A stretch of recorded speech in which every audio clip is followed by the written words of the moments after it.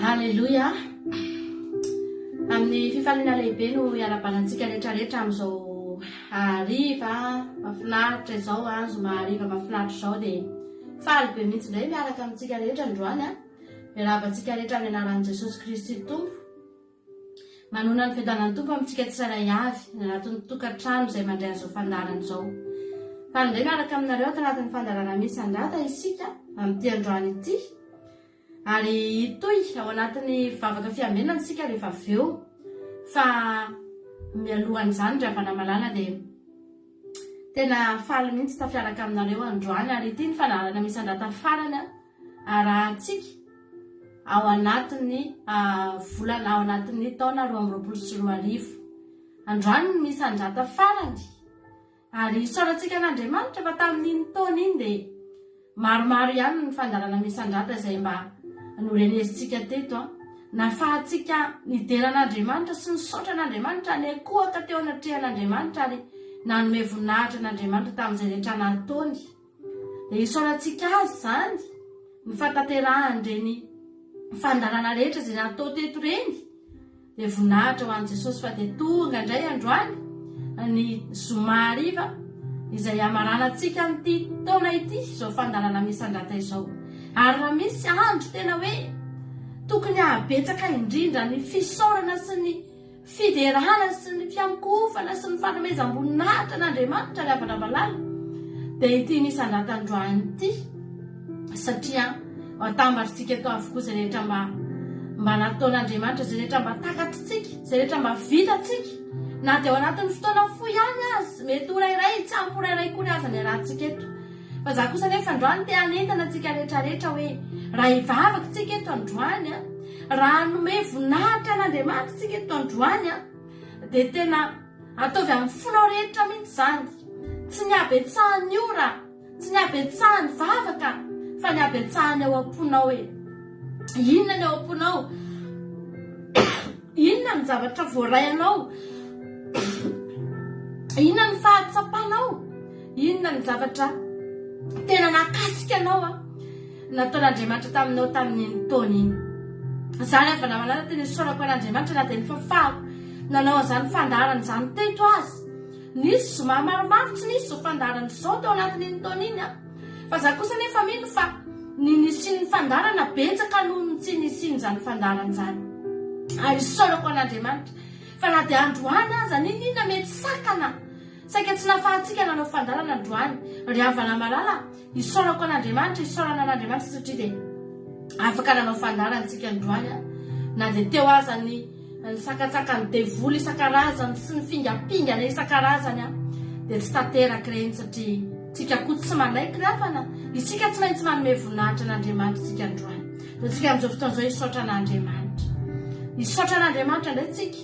Efa nisaotra an'Andriamanitra tsika tamin'ny heriny efa nisaotra an'Andriamanitra tsika nandritry ny taona iny fa androany mbola hisaotra an'Andriamanitra indray tsika satria ry havana ny fisaorantsika tsy ho ampy na dia ny ampahany faran'izay kely tsy ho ampy ry havana malala ny amin'izay nataon'Andriamanitra tsika ry havana malala tsika androany hideran'Andriamanitra dia hiakohoka eo an-tongonytsika androany tena ho tsy alaitsika amin'ny fiankofana ry havana malala ty fotoana androany ty ho tsy alaitsika mihitsy androany amin'ny fiderana ry havana malala amin'ny fanandratantanana ry havana malala halleloia totsika rehetra hivavaka amin'izao fotoana izao dia hisaotra an'Andriamanitra tsika Jehovah Andriamanitra rainay tsara indrindra sady masina ny lehibe indrindra hidera sy mankalaza inaranao zay Jesosy falo ny fonay androany ary izany misy etinay manatona anao androany Jehovah Andriamanitra tsy rano maso-pitaraina na Jesosy tsy amin'ny fo malahelo na amin'ny tava mety malahelo Jehovah Andriamanitra tsy amin'ny endrika malahelo Jehovah Andriamanitra Jesosy fa tena amin'ny fo miramirana amin'ny endrika tena miramirana sy falifaly no anatonanay anao androany Jesosy amin'ny saina ravoravo Jehovah Andriamanitra no anatonanay ny seza fiandriananao amin'ity androany ity Jesosy malala hitenenanay eto anatrehanao Jehovah Andriamanitra hoe misaotra tamin'izay rehetra nataonao Jesosy fa tsy voavalinay ireny Jehovah Andriamanitra manome anay ianao nanome anay ianao na dia tsy nangataka taminao zay Jesosy nomenao anay izay rehetra nilainay tamin'iny taona iny Jehovah Andriamanitra mideranao zay Jesosy malala fa notahininao tamin'ny lafiny rehetra Jehovah Andriamanitra tsy nisy mihitsy Jesosy malala tamin'iny taona iny mety hitenenanay androany hoe tsy nombanay ianao tsy nisy fotoana na dia ray minitra na dia ora iray Jesosy ka ahafahanay milaza fa tsy nombanay ianao Jehovah Andriamanitra tsy afaka niteny an'izany zay androany fa tena tsapanay renay tena iainanay tsapahin-tananay tamin'ny masonay fa miaraka aminay isan'andro ny Andriamanitra ary Andriamanitra tsy mandao anay na ny akapiakarany zay na ny hidipidinana na nandeha tamin'ny totoany zay tamin'iny taona iny Jehovah Andriamanitra na nisy orana avy na nisy masoandro mipalika Jesosy na nangatsika mamirifiry Jehovah Andriamanitra ninona mety zavatra ny ainanay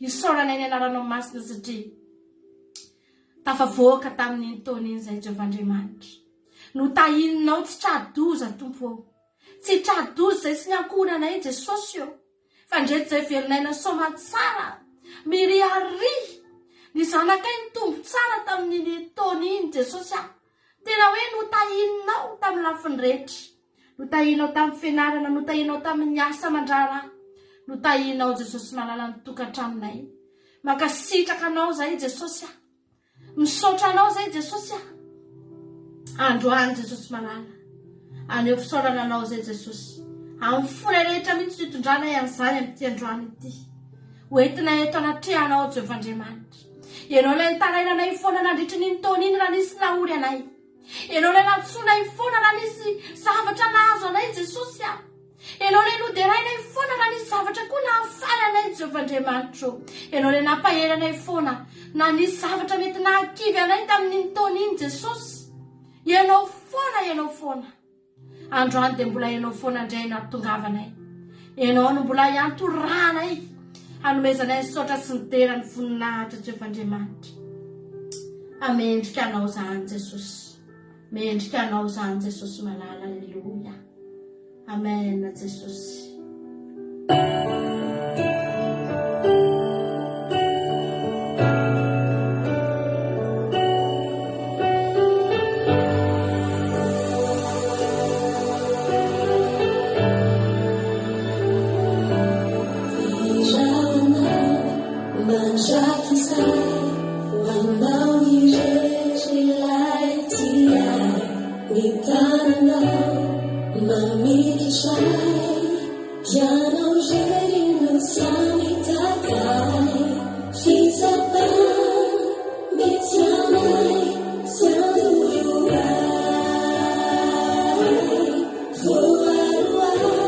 You want to know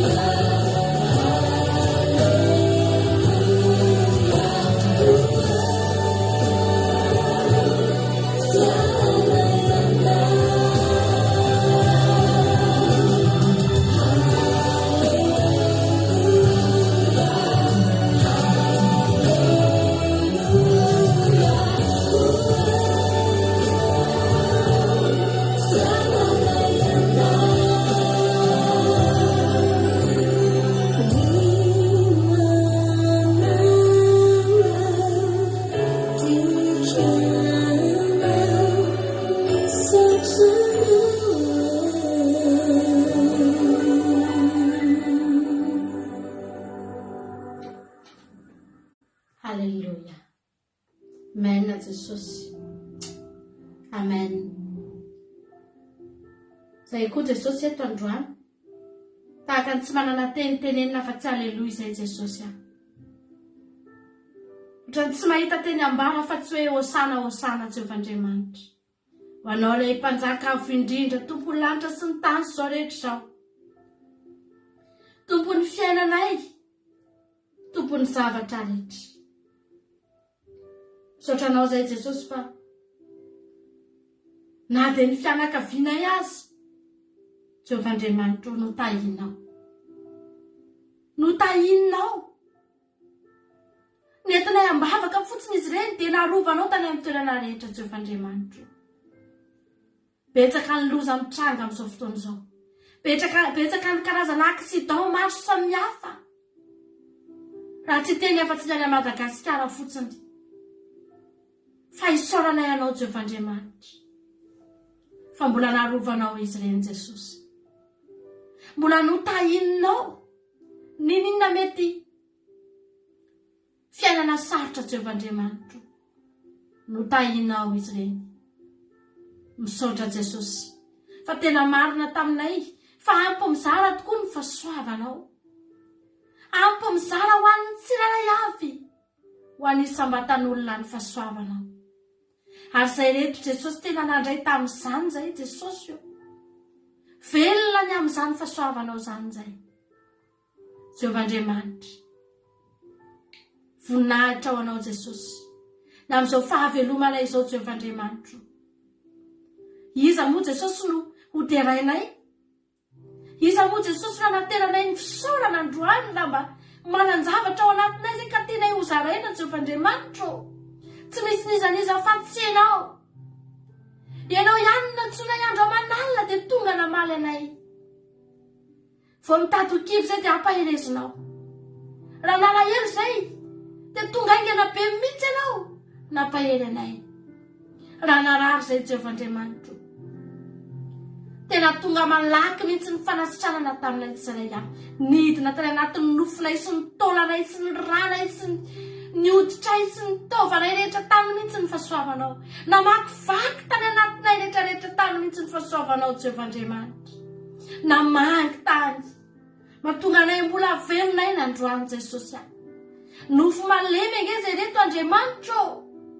Zavatra kely foana dia fa ampy mety mahapotraka anay, ampy mety mahafaty anay mihitsy aza. Fa fahasoavana Jehovah'Andriamanitra nidina tany anatinay rehetrarehetra tany, namakivaky ny fiainanay rehetrarehetra tany Jesosy. Misaotra nidina tany anatin'ny ati-dohanay, ny fonay, ny sainay tany. Ny fahasoavanao Jehovah'Andriamanitra, ary tsy namelanao raha tsy tonga eto indray izay tamin'ity taona ity. Tonga eto indray izay amin'izao farany taona izao mideranao, manandratra anao tao anatin'ny 12 volana Jehovah'Andriamanitra. Namakivakinay ny tany efitra dia tao ity zao toy izao ity, fa afaka milaza zay androany fa sady tsy nivoto ny tongotray Jehovah, tsy rovitra ny akanjonay Jehovah'Andriamanitra, tsy mitondra olatra, tsy mitondra fahampitehana ho anay iny taona iny, tsy mitondra ninina ho anay na faharatsiana ho anay Jehovah'Andriamanitra, fa ny mifanohitra amin'izany, ny mifanohitra amin'izany. Mety nisy taminay tena namakivaky onjan-drano fa notahinao, namakivaky afo fa vao maika afo nahatonga anay ny rehetra sy nafana ho anao azy. Nampaherezinao Jesosy, nampahandresenao Jesosy malala. Misaotra indrindra fanamasina, misaotra indrindra Jesosy voninahitra ny ao anao Jehovah'Andriamanitra. Haleluya.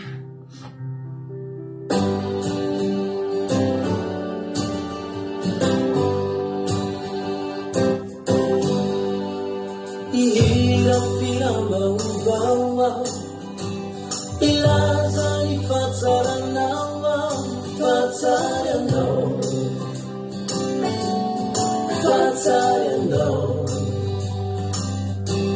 zekwera misa isimuni ni fatsaranao Maria Tamichu ni fatsaranao Efachamisa Valendo Santuturizao Efateriana Leantu Nizarecizao Jesus Yana Nua Tunifelaku Jesus Yana Nua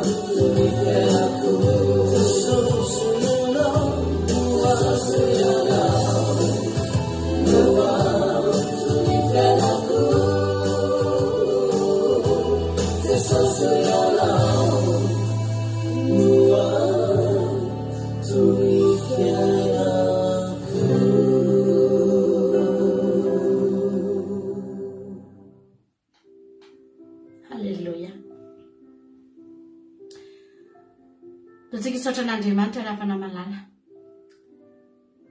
Ianao io tsy niverin-dalana io tamin'iny taona iny. Ndao isotra an'Andriamanitra tsika.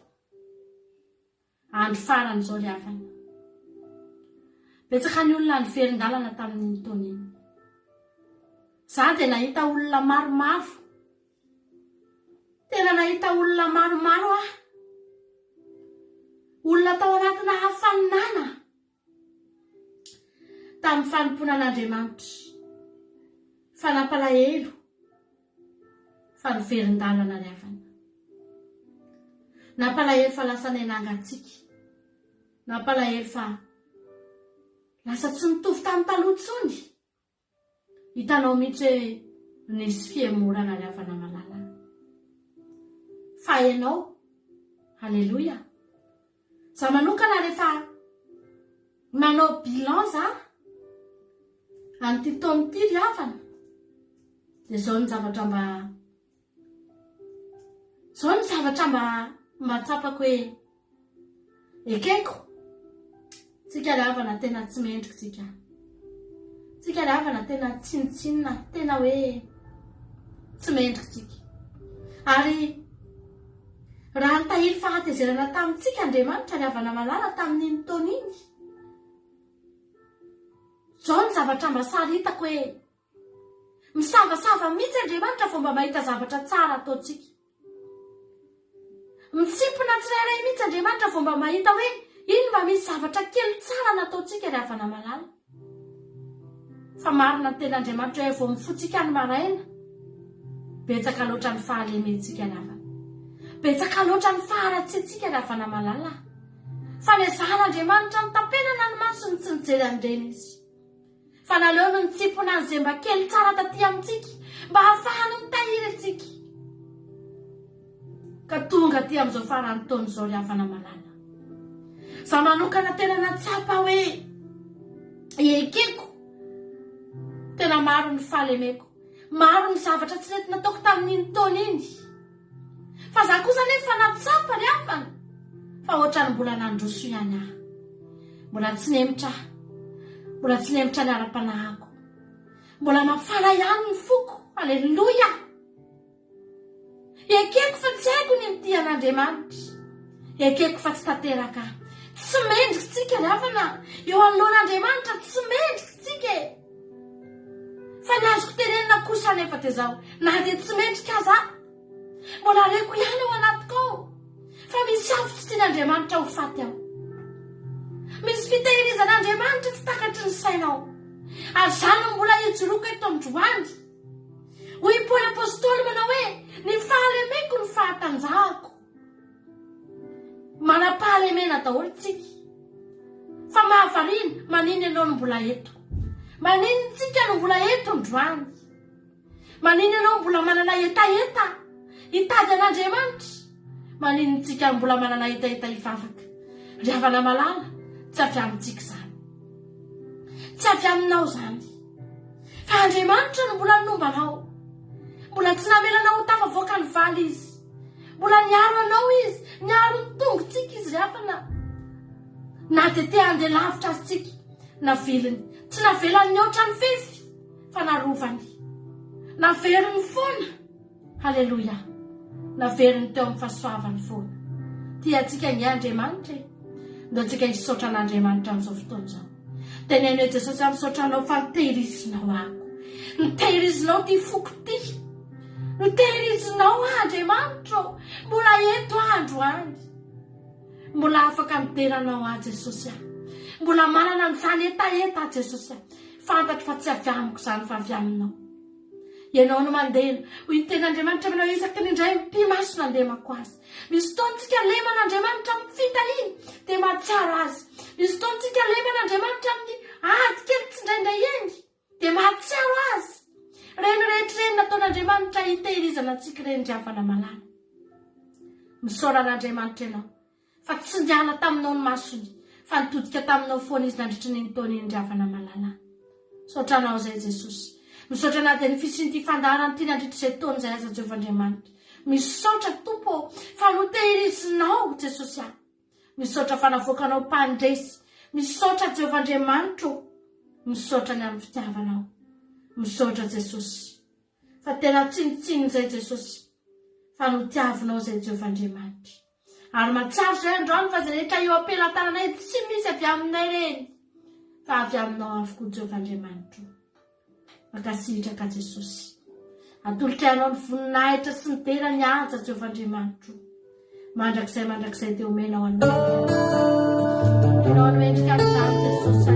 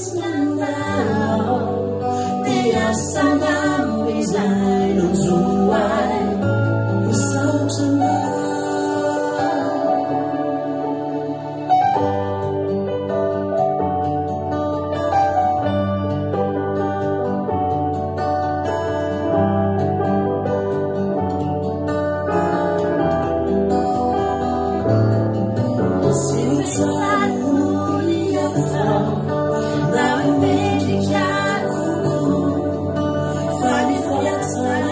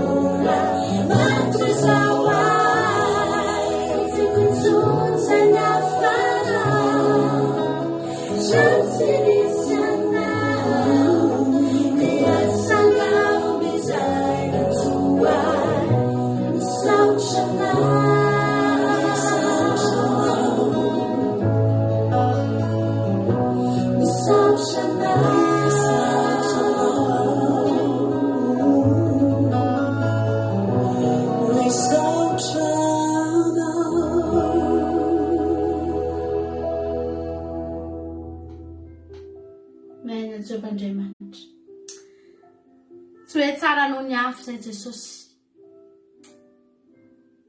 Tsy hoe tsara noho ny izaniza. Hitan'Andriamanitra ange ry havana malala itsika miverina amin'io ry havana. Hitan'Andriamanitra itsika miverina aminy. Le boka 10 lahy havana malala rehefa nositranin Jesosy. Ny anankisivy nipetrahan'ny fanontaniana hoe fanakaiza ny anankisivy. Motsy efa sitrana daholo va izy rehetra? Aiza ny sivy? Tsy tonga teo anatrehan'i Jesosy ny sivy. Nipetraka ny fanontaniana.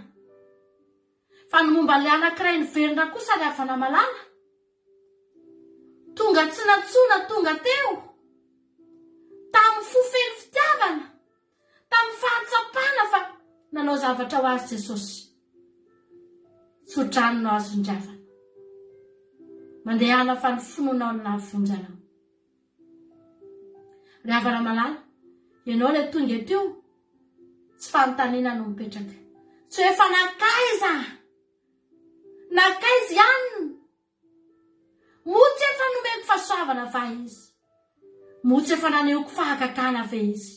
Motsy efa nisitrako ve ny aretiny. Androanina tonga eto ianao. Ianao ry havana malala, isika le anankiray tamin'ny anankifolo. Alleluia. Ampy an Jesosy io. Tsy hoe nitomany Jesosy. Tsy hoe nalahelo be mihitsy Jesosy satria tsy tonga le anankisivy. Tsy hoe tena kivy Jesosy. Dia reraka hoe tena tsy tonga le anankisivy. Tsy ry havana malala. Ampy an Jesosy ny anankiray niverina teo. Nahafaly azy ny anankiray niverina teo. Halleluia. Ianao tonga eto. Ianao manome voninahitra an'Andriamanitra io. Mahafaly an'Andriamanitra ianao. Tsodrano ngeny entinao manaraka ry havana. Ianao miverina mekoaka.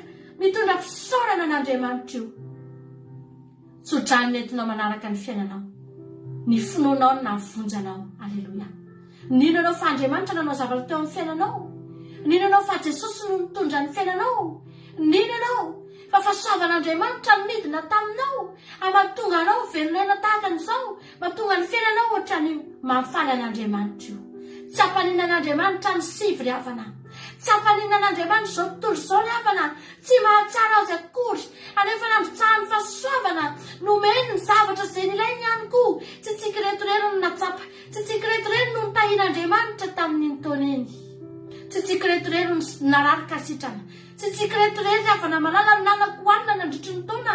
Tsy tsika reto irery no nanako tafiana sy ny aina tao anaty trano. Tsy tsika reto irery no nisolotra ny fiainana. Tsy tsika reto irery no nahita asa tsara na nitahian'Andriamanitra tamin'ny lafiny maro. Fa tsy mampaninana an'Andriamanitra ny sivy ry havana. Avelao reny ho any. Fa ny zava-dehibe, ianao tonga eto androany. Ianao miverina androany. Ianao mikoaka androany. Halleluia. Miteny hoe dia raiko ianao Andriamanitra. Dia raiko ianao Jesosy. Zany ny zava-dehibe amin'Andriamanitra androany. Zany ny zava-dehibe amin'ny Jesosy androany. Halleluia. Ianao tonga miverina ry havana malala. Ianao tonga mikoaka ry havana malala. Ianao tonga manome voninahitra ry havana malala. Ty aminao Jesosy. Ny tenin'Andriamanitra nato izao atsika. Ninona mety fiainana ny ananao tamin'iny taona iny. Tsy hiveran'Andriamanitra androany. Nazavain'Andriamanitra ny lalanao. Halleluia.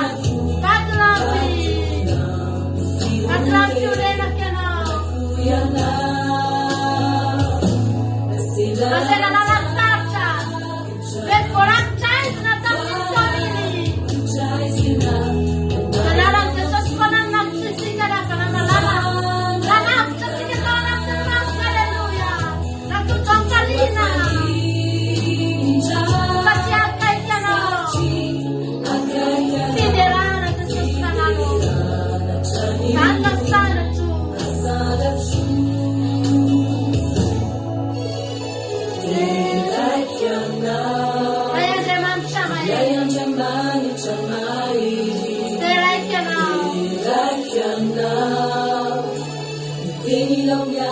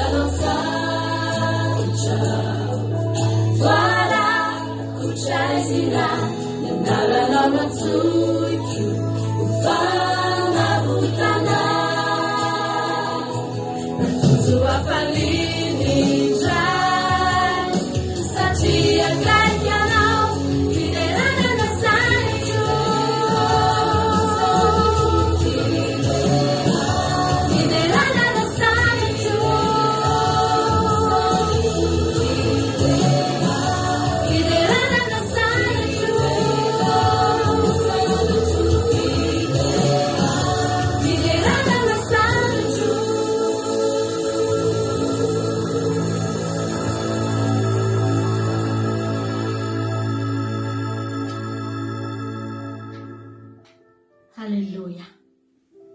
Impitsika ravana ny antso ny anaran'i Jesosy tamin'ny taona iny. Za ravana tena tsapako mihitsy ny teo amin'ny fiainako hoe isaky misy zavatra kely mahazo anahy dia Jesosy foana fa tena tsy mbola tradoza mihitsy.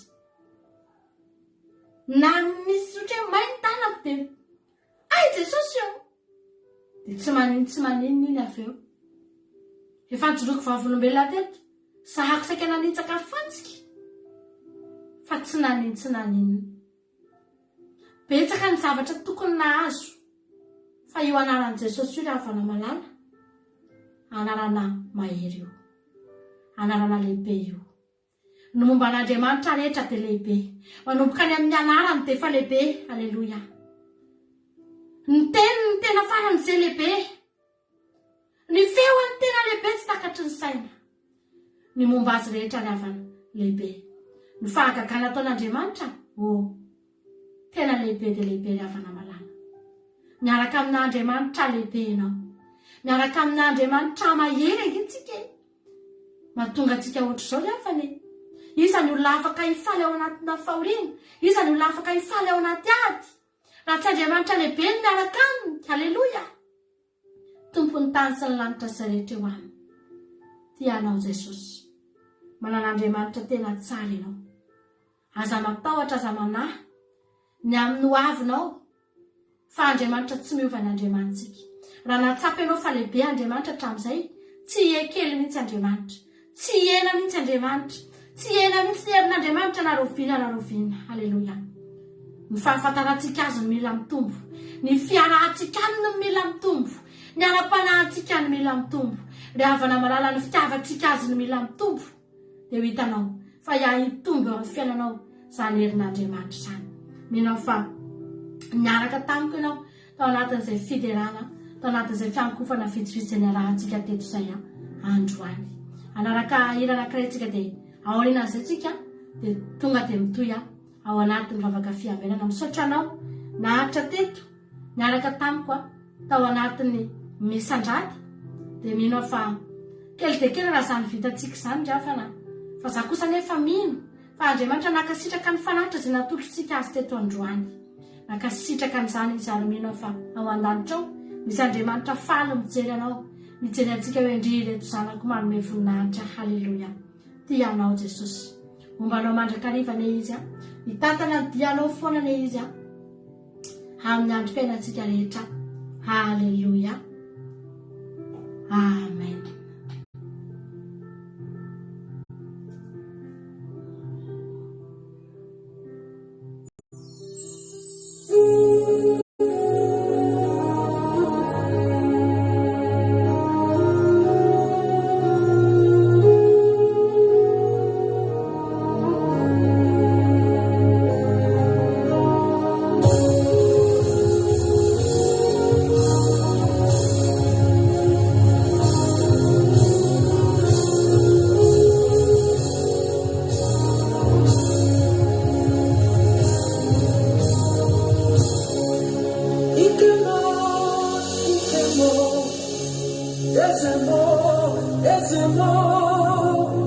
You are the God of power.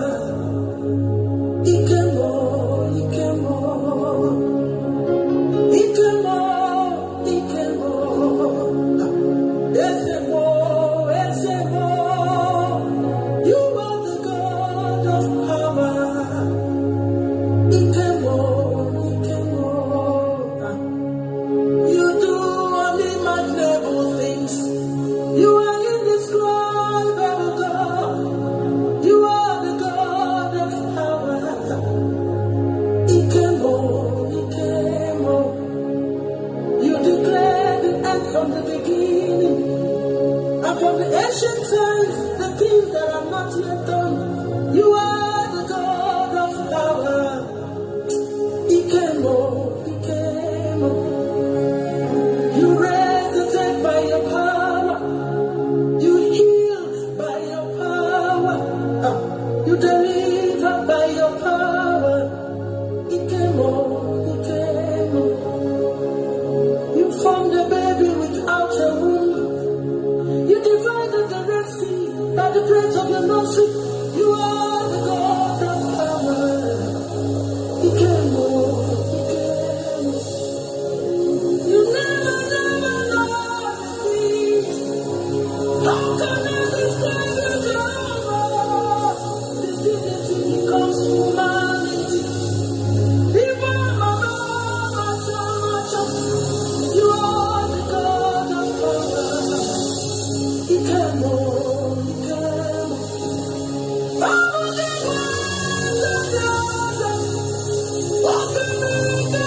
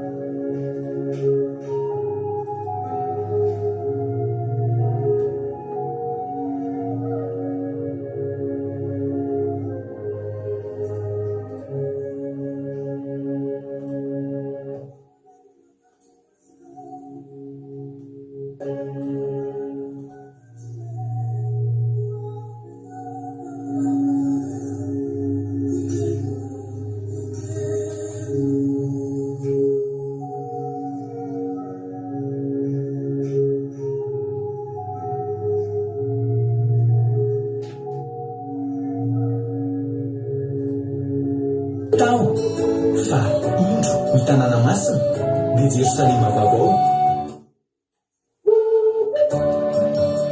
Vavaka fiambenana, vavaka fiambenana.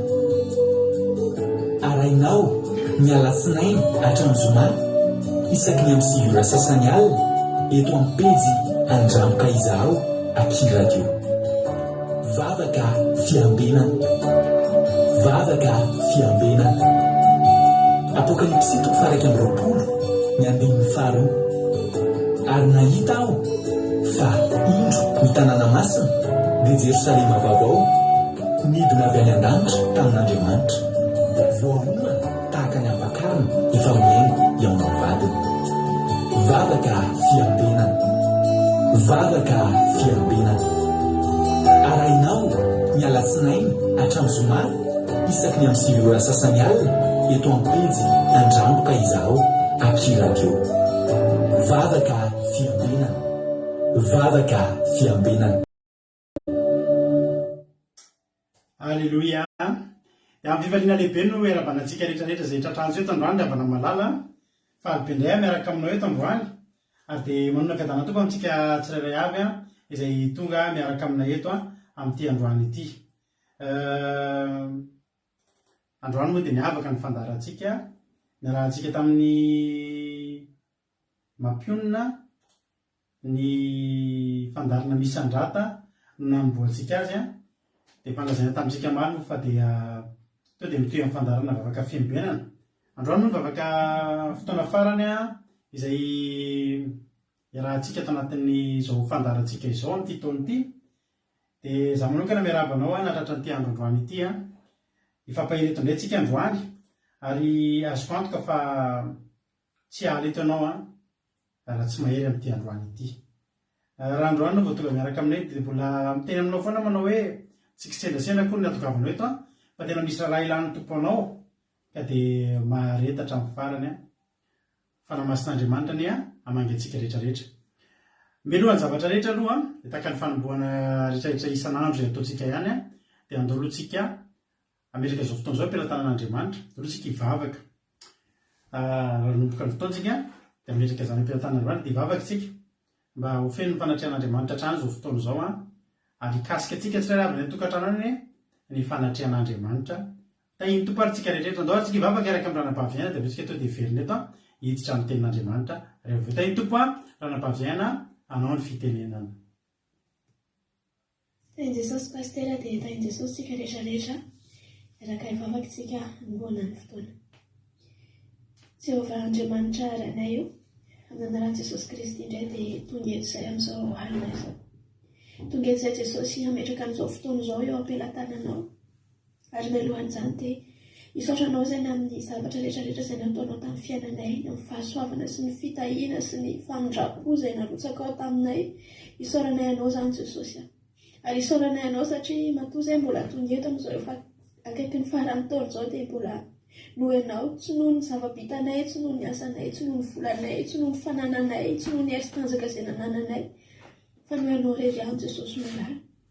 Ka dia misaotra anao izay satria famindraponao izany, na dia misy ary ny lalana diso izay nalehanay satria tsy mendrika izay, vovoka izay Jesosy, mpanotsy izay Jesosy, dia mbola nitatarinao foana, nareninao foana ary nomenao lalana vaovao izay Jesosy dia mbola tafatsoro indray amin'ity alina ity. Mankasitraka midera, mankalaza ny anaranao izay tompo malala, averinay anao ny voninahitra sy ny haja rehetra Jesosy, na amin'ny zavatra rehetra izay nataonao anay tamin'iny taona iny, ny valim-bavaka izay nomenao na ny valim-bavaka izay mbola tsy azonay dia isaoranay anao sahady izany. Dia indreto izay Jesosy malala mametraka an'ity fotoana ity eo am-pelantananao ary manasa anao izay hiditra ao anatinay, manasa anao izay hiteny aminay, manasa anao izay fanahy masina hibitsika aminay, hampahery anay. Raha misy mireradreraka amin'ity alina ity dia hositranonao, homenao hery. Raha misy mikivikivy dia ho hampaherezinao.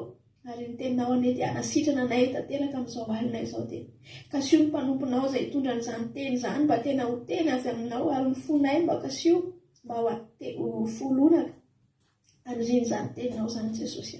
Ay ankatoa, ay ampiatra, ay hiaino Jesosy malala.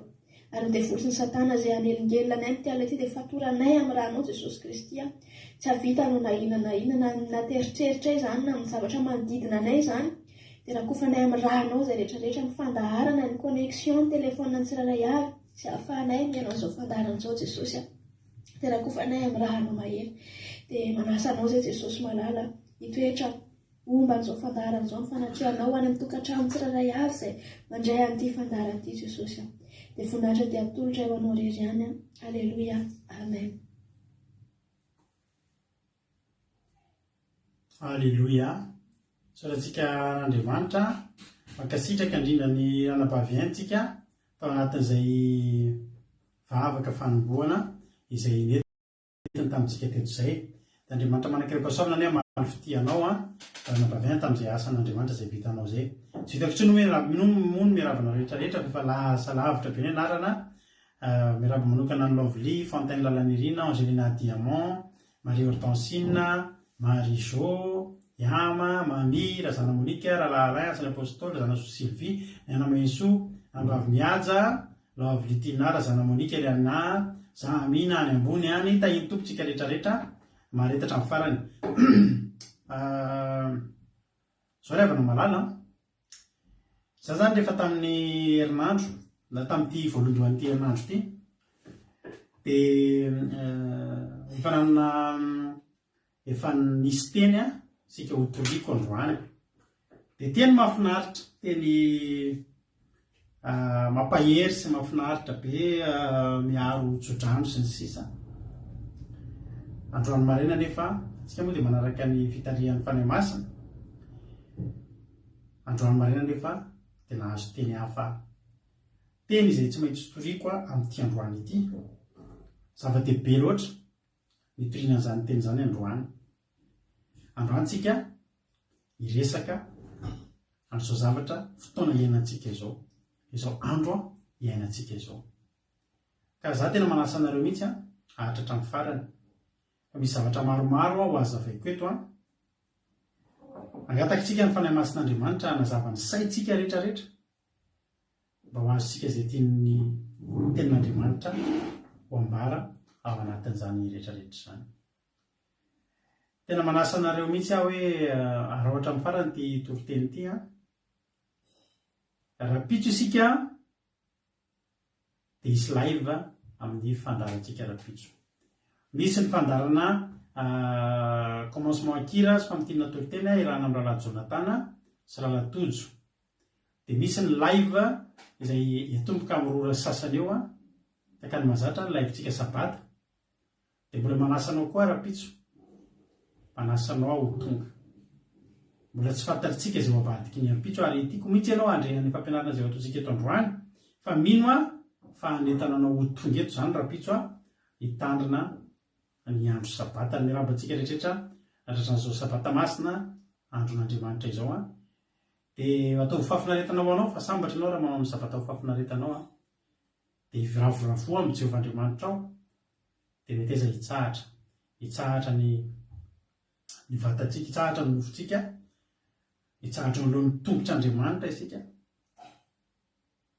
Fotoana mamy, andro lehibe izany mitahiny tompony antsika rehetra. Andro tsika heloira dia nantirytytsika todiditra hatrany amin'ny tenin'Andriamanitra. Meno finaritra daholo ary isika tsirairay avy ho avy Jesosy samy milomany. Amen.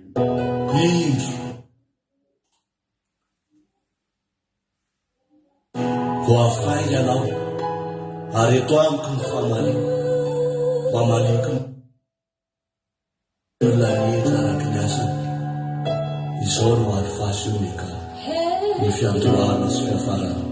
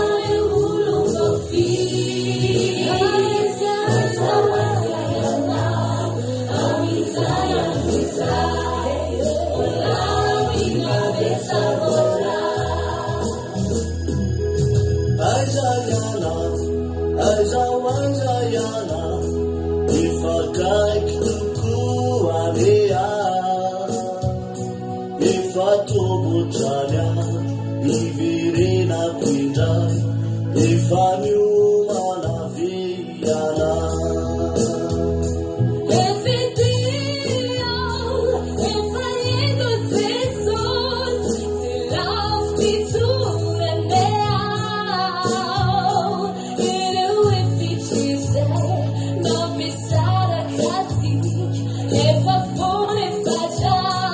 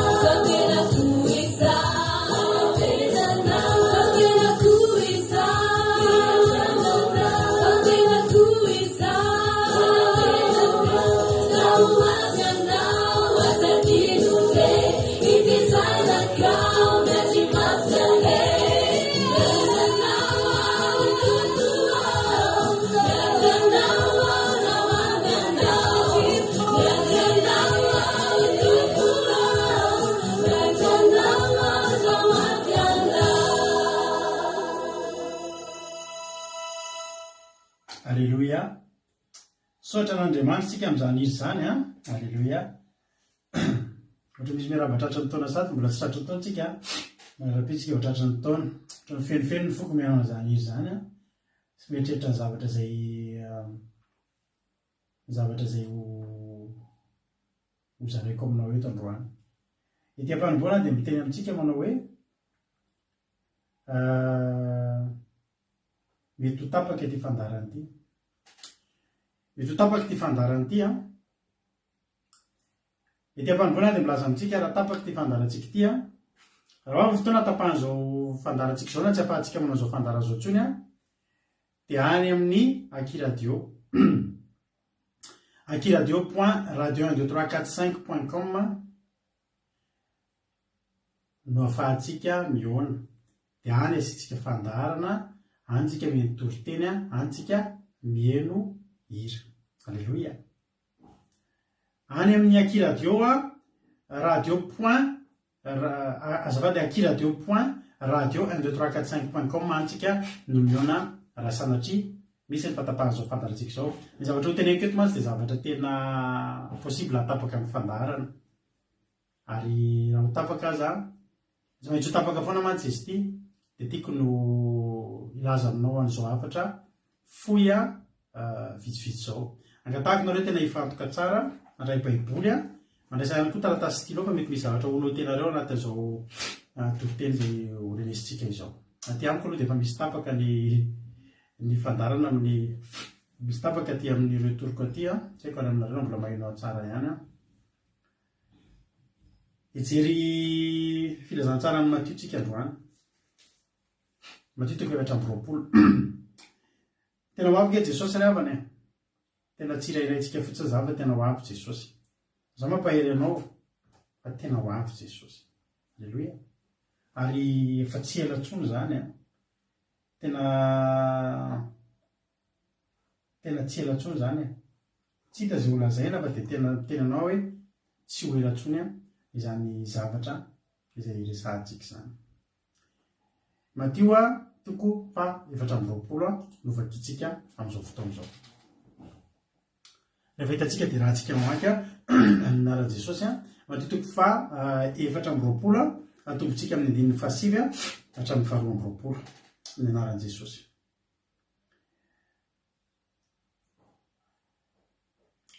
Andiny 7 ary dia atolony amin'ny fahoriana nareo ka ho vonony ary ho ala ny firenena rehetra nareo a no ny anarako ary amin'izany andro zany dia ho tafotoana ny maro ary hifampiampanga sy fakahaly izy ary izy mpaminany sandoka maro hitsangana ka mitaka ny maro ary noho ny habeany tsy fankatoavan-dalàna dia hiamangatsika ny fitiavany maro izay maharitra hatramin'ny farany no vonjena ary hotoriana amin'ity zao tontolo zao ty ny filazantsara ny fanjakana ary hotoriana amin'izao tontolo zao ty filazantsara ny fanjakana ity ho vavolombelona amin'ny firenena rehetra dia efa ho tonga ny farany. Ko raha hitanareo mitsangana eo amin'izay fitoerana masina ny fahavetavetan'ny fandravana izay nampilazana ny Daniela mpaminany aoka isaina izay mamaky izany dia aoka izay olona rehetra any Jodia andositra ao any tendrombohatra ary izay natapotrano kosa tsy hidina akany ao an-tranony ary izay any an-tsaha aoka tsy verina akany lambany ary lozany bevoka sy ny mampinono amin'ireo andro ireo fa mivavahy ianareo mba tsy ho amin'ny ririnina na ho amin'ny sabata no mampitsiranareo fa amin'izany andro zany dia isy fahoriana lehibe izay tsy mbola nisy toy izany hatramin'izay ny androan'izao tontolo izao ka mandraka ankehitriny sady tsy hisy intsony ary raha tsy efa no afoezina izany andro zany dia tsy nisy nofovonjena fa noho ny olom-boafidy dia ho afoezina izany andro izany. Amen. Toy izay tsika ten'Andriamanitra ny amin'ny Luka toko fa 120 andininy 10 hatramin'ny 7 dia 12 hatramin'ny 7. Luka zao tsika Luka toko fa 120 andininy 10 hatramin'ny 7 dia hodiliantsika any amin'ny 12 ka hatramin'ny 7. Azafady. Alleluia. Hoy ny ten'Andriamanitra amin'ny Luka toko fa 120 andininy 10 manao hoe ary izy taminy izy firenena hitsangana mely firenena ary izy fanjakana hitsangana mely fanjakana ary izy horohorontany lehibe ary mosary sy arety mandringana any amin'ny tany samihafa ary izy zava-matahotra sy famantarana lehibe avy any an-danitra ary raha tsy mbola tonga izany rehetra zany dia hisambotra anareo izy ka nenjika raha nolotra anareo ao amin'ny sinagoga sy ao an-tranomaizina ka hoentiny ao anatrehan'ny mpanjaka sy ny mpanapaka ianareo noho ny anarako dia ho tonga ho vavolombelona aminareo izany ka horianao am-ponareo ny tsy hevitra natao izay havalinareo fa izany ho hanome anareo vava sy saina izay tsy azo ny favalinareo rehetra valiana na resena ary atolotry ny rainy sy ny reniny sy ny ralary ny havana matsakaiza ianareo ko ny sasany aminareo dia ho vonoana ary ho halan'ny olona rehetra ianareo noho ny anarako nefa tsy hisy vera na dia singam-boly ray amin'ny lohanareo ary amin'ny faharetanareo no hatananareo ny ainareo. Halleluia. Amen. Dia antsika kely manao hoe 12 manao hoe lazaiko aminareo marina tokoa tsy ho lany ty taranaka ity mandra-pahatonga an'izany rehetra zany ny lanitra sy ny tany no levina fa ny teriko tsy mba ho levina. Halleluia. Amen.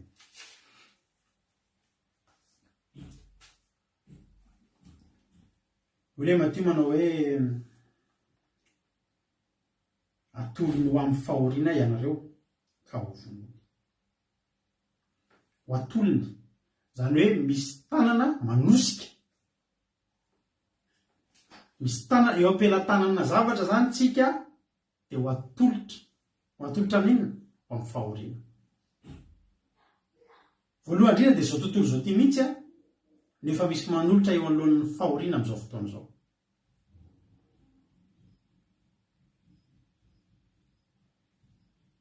Atolotra amin'ny fahoriana zany misy fahoriana amboarina zany raha hoe misy fahoriana azy tsy tokony ho tonga eo a fa atolotra eo mihitsiny a ny olona. De averiko foana azagagy nareo a manomboka tsy misy ny sakafo a, manomboka tsy misy ny zavatra hohanina, satria efa taona vitsivitsy talohan'izao de efa nisy ny fanajanonana ny famokarana, ny apahany amin'ny famokarana ny amin'ny sakafo a izay tokony hamatsiana ny olona maneran-tany.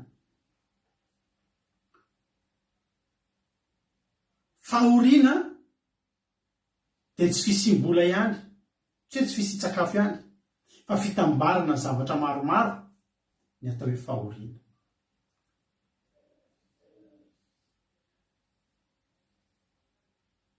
Ravana andalo zavatra mafy ty zao tontolo zao ty a tsy ho ela.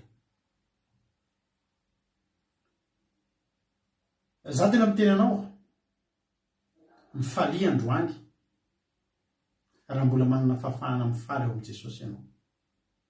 Raha pisotsika, raha tsy tapaka ny fandarantsika dia hanokana fotoana ho fiderana fotsiny tsika raha pitso arina.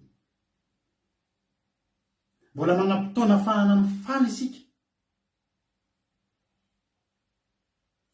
ndao ifalitsika izay eo am-pelantanantsika.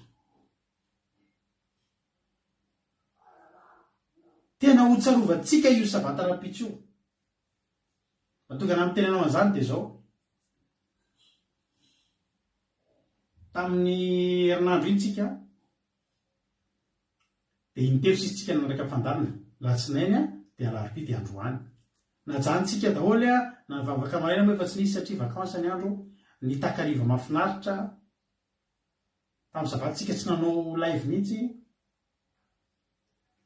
ary misaotra an'Andriamanitra tsika tsy nanao an'izany tamin'ny zavatra iny. Ary mbola isaorana an'Andriamanitra foana fa tsika tena tarihan'ny, tena misy fitarihan'Andriamanitra tsika. Ary ny hetsika rehetra izay ataontsika dia tsy mba misy ataontsika foana.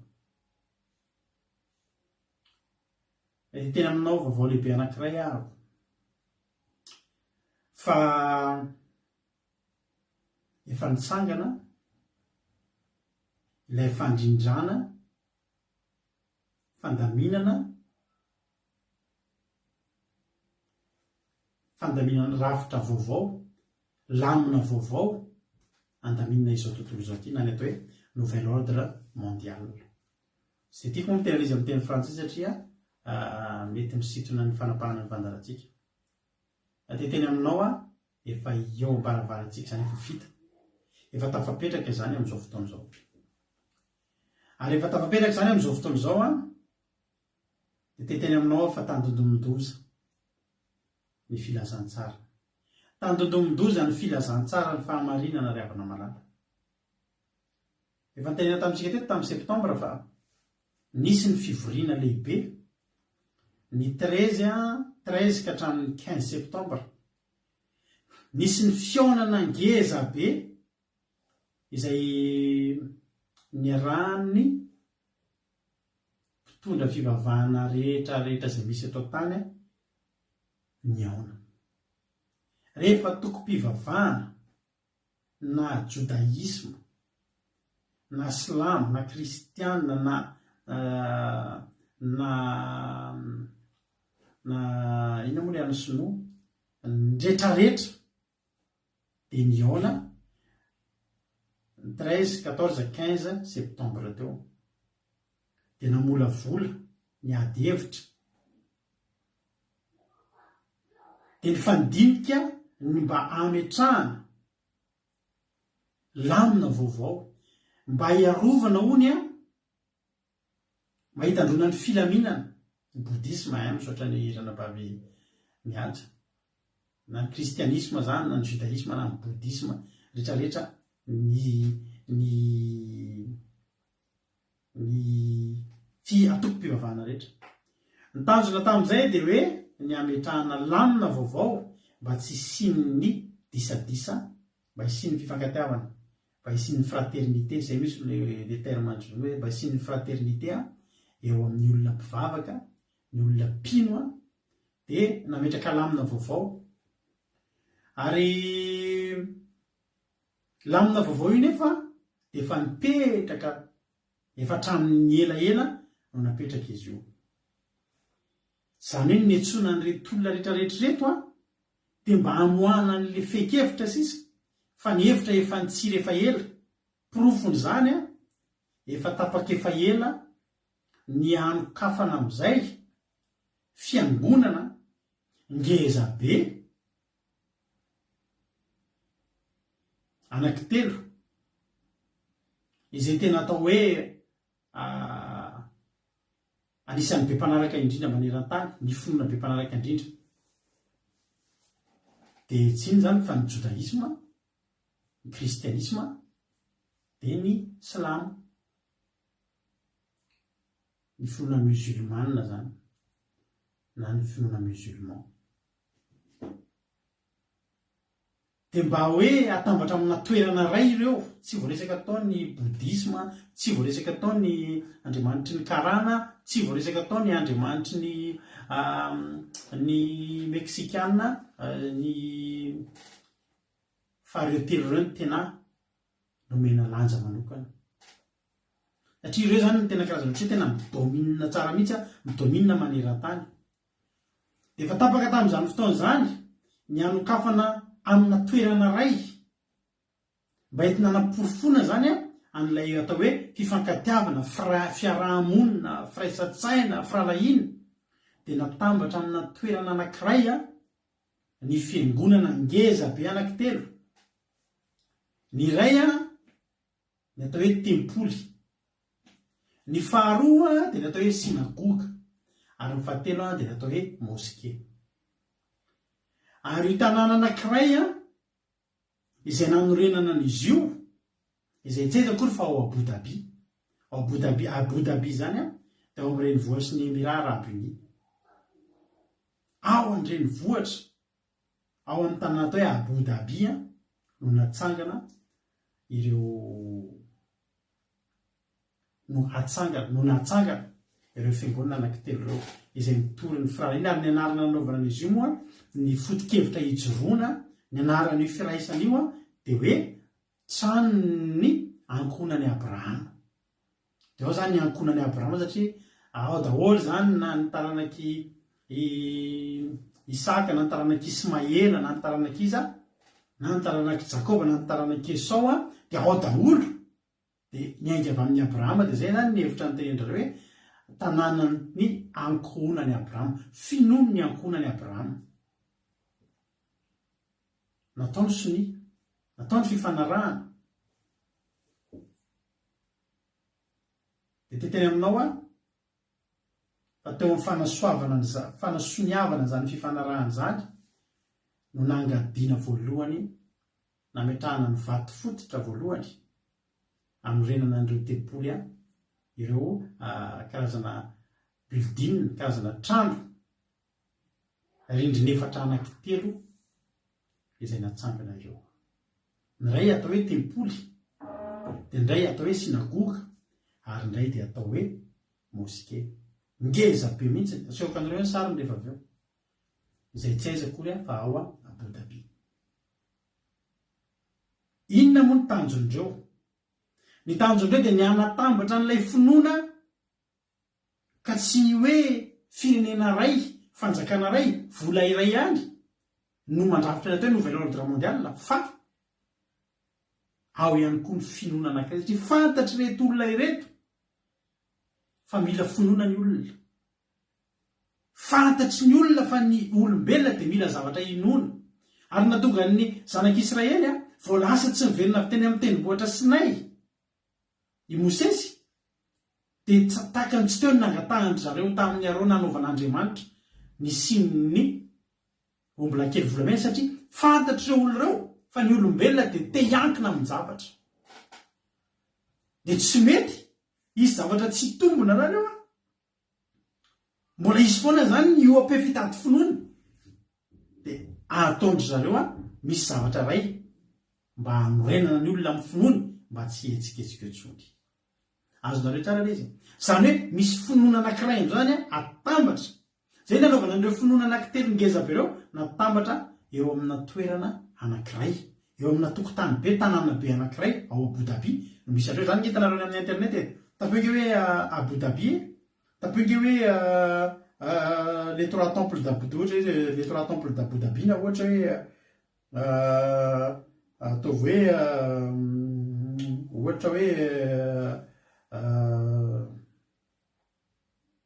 ohatra hoe inona reny aloha asehoko sary nareo anjara miresaka zavatra ohatrany hoe vida isika ngeza be ny zavatra horesarintsika eto androany manasanao ahatratra ny farany. Alleluia.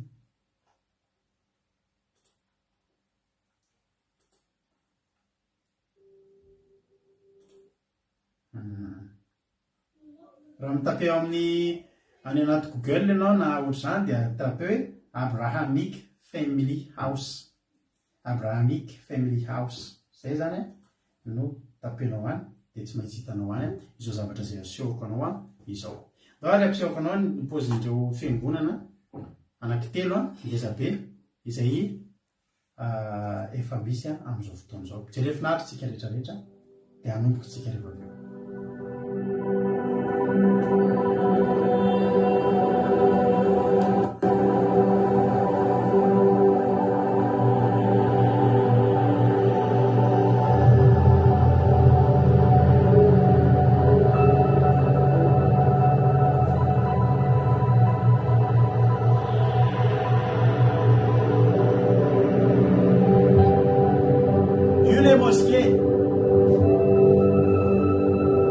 Efa mitsangana izy amin'izao fotoana izao.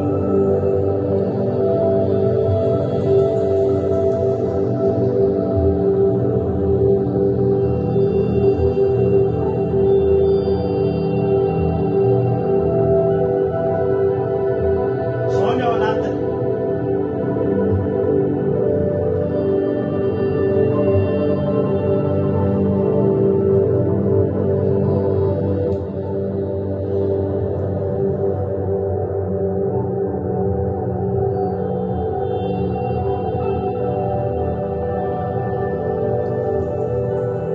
Itikosanay ilay tempoly.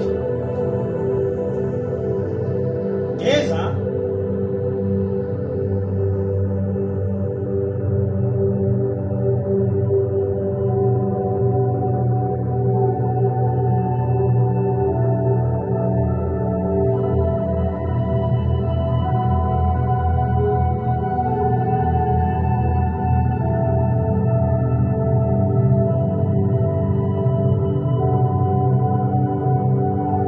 ilay tempoly zao ny ao anatiny.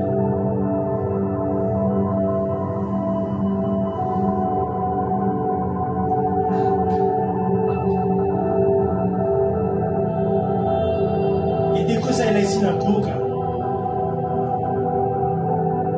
ilay sinagoga ny Jiosy.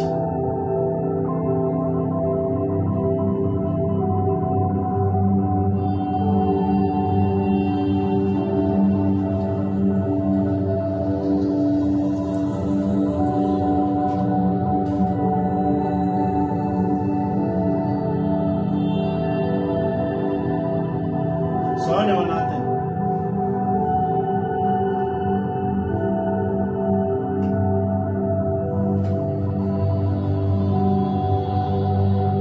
Reo izy telo natao eo amin'ny tanàna anankiray tanàna malalaka be ao Abu Dhabi misy azy ireo.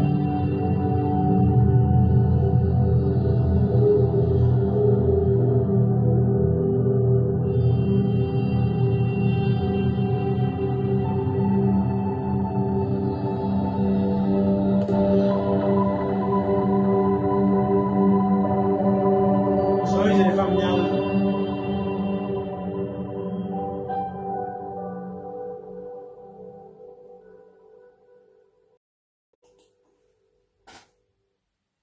Alleluia.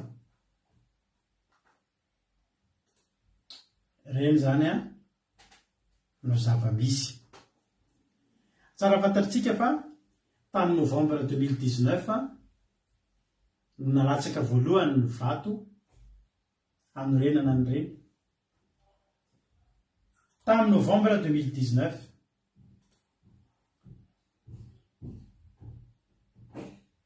sitrak'Andriamanitra ve ny nanaovana ny reny?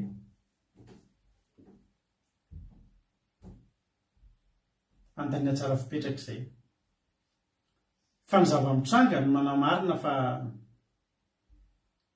nahatezitra an'Andriamanitra ireny zavatra ireny. Rehefa natomboka ny fanorenana an'ireny trano anankitelo ireny novambra 2019 dia nanomboka tonga ny fandringanana desambra 2019 raha volana tao aorianany namokapana ny nanorenana an'ireny tonga ny fandringanana. Fantatsika ny zavatra seho volana desambra 2019 niditra ny atao hoe Covid-19. Nanomboka ny fahatezeran'Andriamanitra. Ary tsara fantatrao fa nitoy ihany ny tao anatin'izay fanorenana an'ireny trano ireny dia nitoy ihany ny fivoriana nisy teto amin'ireto mpitondra fivavahana maneran-tany izay nitarihan'ny Papa François. Dia tany amin'ny tamin'ny 13 novambra tadidinareo ngamba konteny taminareo. Dia rehefa nivory teo zany zareo dia hoe andao hitady zavatra tsika marimaritra iraisana mba tsy sinitsony hoe ny kristianina miady amin'ny silamo, ny silamo miady amin'ny jiosy, ny sinisisa sy ny sisa, fa andao hitady mihitsika inona ny marimaritra iraisana. Ny marimaritra iraisana ao amin'ny ara-panamo dia fantatsika tsara. Efa ela ny nisy ny atao hoe ecumenisme, firaisam-ponoana ozy izy fomba fitenitsika. Fa fitaka be zany. Fa zao efa niainga avy tany io. Efa ela ny voafitaka ny mpivavaka sy ny mpitondra fivavahana. Misy fotoana zay misy mahametsiny taloha, tsy taloha zany fa hatramin'izao betsaka ny zavatra hamezana tsiny antsika eto rehefa niteny zay hatramin'izay fa tsy ara-baiboly ty ecumenisme ity, fampiraisam-ponoana ity. Tsy ara-baiboly zany. Inona no mahatonga an'izany olona? Ratsy ve ny mifankaty? Tsy ratsy ny mifankaty. Fa inona moa no nahatonga ny fifanoherana ara-baiboly teo amin'ny mpino taloha? Inona no nahatonga ny atao hoe protestant? Nahatonga ny protestant ka ny proteste nanohatra ny zavatra izay tsy mety intsony ao amin'ny fiangonana katolika romanina tamin'izany. Nisy zavatra tsy nifanarahana. Ary samy zavatra rehetra zany efa nisy foana ny tsy nifanarahana na tamin'nomboka tamin'ny andro ny apôstôly. Dia nisy ny zavatra izay novaina. Doziny hoe ohatry mivoana izy zany tsy mety aminay ity, protestena ity zavatra ity. Dia nitoiteny foana fantatsika tsara ngamba fa nisy taloha ny fifamonoana, fifandrafiana teo amin'ny protestant sy ny katolika. Noho ninona? Noho ny hevitra izay tsy mitovy ny hevitra ambaran'ny baiboly. Mahanaky tia ny androany mbola tsy nilamina io, fa ny olona no niezaka nifankaty. Ny olona no niezaka nifakazo, fa le hevitra mandraky tia ny androany dia misy ny fifandrafiana, misy ny fifanoherana. Dia ozy moa ny olona andao asina ny ecumenisme, andao asina ny firaisam-ponoana, marimaritra iraisana e. Fanontaniana apetrako aminao, ao amin'ny baiboly ve Andriamanitra manao marimaritra iraisana? Ao amin'ny baiboly ve nareo nahita Andriamanitra manao marimaritra iraisana? Hoe zao ary fa ho tanany mijangajanga ao mo Andriamanitra vaza dia ao ary fa ataontsika eo anelanelany. Ny manompo sampy dia alako Jehovah mifampo sampy. Toy ny olona ao momba hanompo sampy. Zao ary alao fa ataontsika eo anelanelana. Marimaritra iraisana aza dia le sampy tena anina be rehefa ataovy amin'ilay sampy mba metimety. Nahita ve tsika tao amin'ny baiboly Andriamanitra nanaiky hanao marimaritra iraisana? Nisy ve Andriamanitra tao amin'ny baiboly nandrisika atsika hanangana ny ecumenisme, hanikana ny lasa ny anaran'i Jesosy azy? Dia fantatritsika tsara ary mbola betsaka nareo ny zatra an'izany, ary zay atao mifandarana ramoka izao dia manitsy foana. Misy aminareo miteny Jeso. Betsaka ny Jesoa, na dia Josoa aza dia Jesoa ny tena anarany. Jesosy anarana mahery zany Jesosy zany. Fa izao manomboka hovaina, tadidiko mihitsy ny mialatsiny amin'ny fiangonana izay nisy taloha, zay taloha zany fiangonandehibe rehefa miandraka tekomena tena bedy mihitsy raha miteny jesosy zany a tena bedy mafy ny pasterana mihitsy zay taloha raha miteny an'izany jesosy zany ary raha mainy olona miteny jesosy ianao tamin'izany dokony hoe secte zay leaona fa jesosy fa maninona natao hoe jesosy satria ny katolika manao hoe zezo a ny protestana manao hoe jesosy a aloha eo amin'ny marimaritra izany atao hoe jesosy hitanareo amin'izany amin'izay le manomboka fivilian'ilay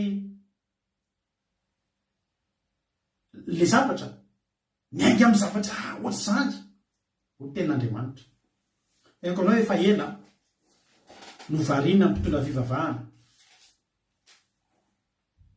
ho ten'Andriamanitra hoe Isaia 7:20 fa Jehova efa napidina fanahy maso ritory eo aminareo ary efa nakimpiny ny masonareo dia nimpaminany zany ary efa nosalona ny lohanareo dia nipahita izany efa ela ny natory ny mpitondra fivavahana mpanao politika no mitondra sosikevitra sy torolalana ho an'ny olona mpitondra fivavahana inona ny fantatry ny mpanao politika amin'ny fivavahana fa tsy tokony ny mpitondra fivavahana ny mpaminany ny mpandika no tonga saina vany tsy mety zany fa ozy ny olona hoe io reny mahatonga io ny marimaritra iray sady io ny ataon'ny be sy ny maro taka ny nakalazana rehetrarehetra krismasy any ozy nareo ny olona rehetra manao dia zay ve ny tsy anao fa za miteny anareo fa zava-doza ny nakalazainareo zava-doza ny nakalazainareo ary za mitodika manokana amin'ny pastera rehetrarehetra a tsy menatra tsony a miteny an'ity fa ny fandaharanay efa mitapaka ihany miteny amin'ny pastera rehetrarehetra avakeo ny Isaia 7:20 fa namahazo ritory ny mahazo anareo dia tsy fantatrareo tsony zay hitarihana ny olona amin'ny tokony ho izy tsy ara-potoantsika efa lasa ny krismasy fa mba manasa anareo a mba manaova recherche ny amin'ny momba ny krismasy mba fantaro ny sorsan'izany hoe inona ny dikany hoe Merry Christmas afaly fotsintsika Merry Christmas fantaro trandrao daholy aza kivy aza reraka fa miankina amin'ny ara-panahintsika izany ajantsika resaka krismasy a fa resaka momba nyity tepoly anankitelo tytsika dia atokety tsy tepoly fa trano zao amin'izay zavatra tena loza miandry antsika rehefa tonga ny tamin'ny 13 novambra dia nakara tena tendromboatrsinay ireo olona rehetrarehetra ireo dia nanao taka ny mosesy niakara tena tendromboatrsinay dia nangataka an'ireo nampitondrain'Andriamanitra an'ireo takelaka anankiroa izay misy ny didy 10 dia mba niakara teny kory zareo ny papa François moa efa ilany miteny hoe tsy mety tsony ty baiboly ty tokony atao mise à jour fa efa tsy maharaka ny toetrandro tsony mbola teteny aminao a nisy Andriamanitra ve niteny an'izany nisy Andriamanitra ve niteny hoe rehefa afaka 2 taona dia ovay ty baiboly ty fa za koa mbatara tsy manaraka amin'ny tokony izy tsony fa tsy izy hoe Andriamanitra hoe aoka tsisy anampy na anala an'izay voalaza tanatin'ity fa zay manampy a dia ampy ny loza eo aminy zay manala dia miala ny teny mpasoavana eo amin'ny fiainany tsara fantatritsika na tenenareo androany amin'ny tsaratsara olona dia tena teneniko anareo fa ny papa François no mitarika amin'izany zavatra rehetrarehetra izany ilay niteny tamin'ny olona hoe azarianareo tsy tokony ataontsika tsinitsinina reny olona manambady le lasina reny fa samy zanak'Andriamanitra daholo reny fa toloha fitiavana izy misokatra sakafo ny fiangonana hamasiny no mariaziny manova lalàna ary anana ny droit nomeny ny tena ny droit satria izao efa mandinika anareo amin'ny akanjo na amin'ny satroka ny papa François iny dia misy ohatra hoe vicarius ny dikany ohatra hoe vicarius dia izao solon'ilay zanak'Andriamanitra solon'ilay zanak'Andriamanitra ny dikany hoe vicarius iza moa zanak'Andriamanitra Jesosy izany solon'ny Jesosy mety ve zany sa tsy mety tokony soloana ve Jesosy sa tsy tokony iza no afaka hisolo an' Jesosy iza no afaka hisolo an'ilay lehilahy ray marina fa nisoratena izy a izy nosorata ary izy no mitarika rehetra eo zao zavatra mitraraka amin'ny 13 novembre 2022 dia niakatra teny zareo nakataka ny didi folo hoe angataka ny didi folo tamin'Andriamanitra zany mino venareo fa Andriamanitra niona tamin'ny teny ozy Andriamanitra ny didi folo efa nomeko amin'ny Mosesy tsy potra eo amin'ny teny boatry Sinay anome anareo zavatra efa nomeko tsony fa nefa dia nidina avy andro zareo dia nitondra ny didi folo ary ty ny tena zavatra tiako resahana anareo mahatonga ty fandarana ty tsy maintsy teneniko androany dia satria izao tapatsanga anareo tepolo anankitelo isokatra rapitso 31 décembre 2022 no isokatra ireo trano anankitelo ao Abu Dhabi. Inona moa no dikan'izany? Raha ny fototra aza ry havana, ny fototra no natao tamin'ny novembre 2019 fototra nefa zao izy hosikafana amin'izay izy rapitso ka raha fototra aza mitondra an'ireny zavatra reny ny ainatsika nanomboka 2019 ka mandraky ty ny androany inona zany no mety zavatra ao ambadiky ny fisokafana io rapitso 31 décembre fampiomanana sady nomeko anareo fa ho betsaka ny zavatra iseho eo mampahery anareo amin'ny anaran'i Jesosy aho fa ho betsaka ny zavatra iseho aza dino hoe nanomboka tamin'ny fisoniany zavatra io miditra amin'ny fito taona ny fahoriam-betsika ary amafy ny zavatra izay iseho zao ny zavatra mitranga amin'izay teneko zavatra nareo reto efa mivoakany amin'izay ny lalàna voalohany indrindra aloha ho prezentena amin'ny olona ilay atao hoe didi folo dia fatafantatra ihany ny zavatra iseho amin'ireo didi folo reo fa misy zavatra ngezabe anankiroa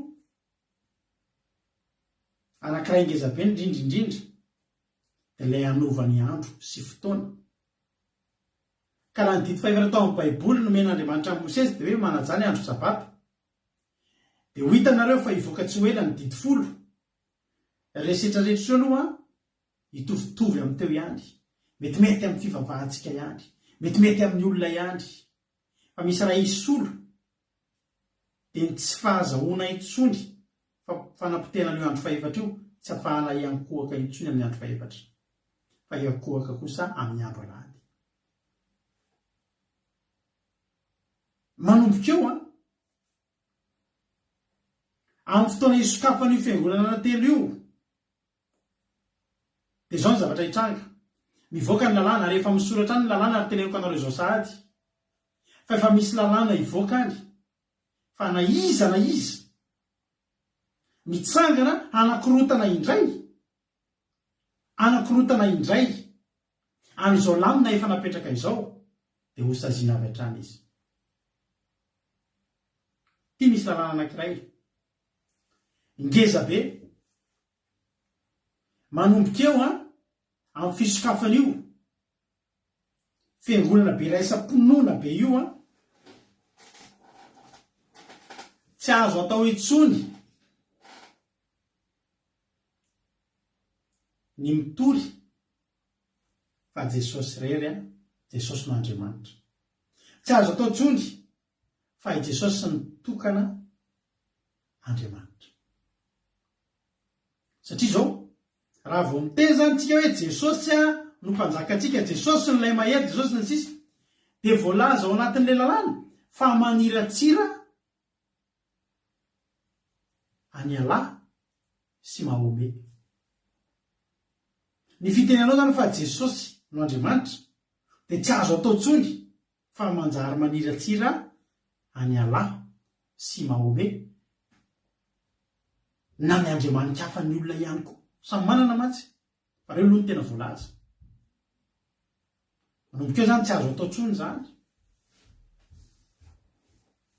ary zay mitoy manao an'izany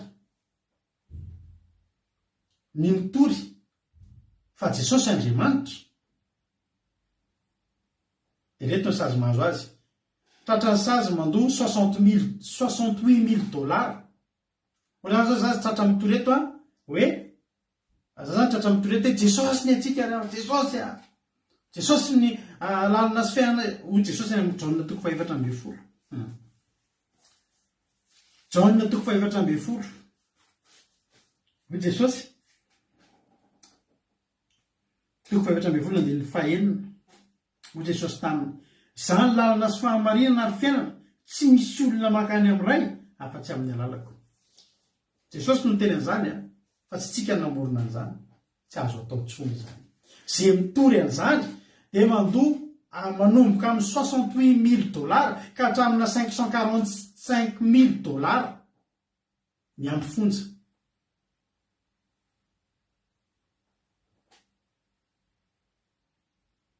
te antany anao inona tsony ny ataontsika eto zany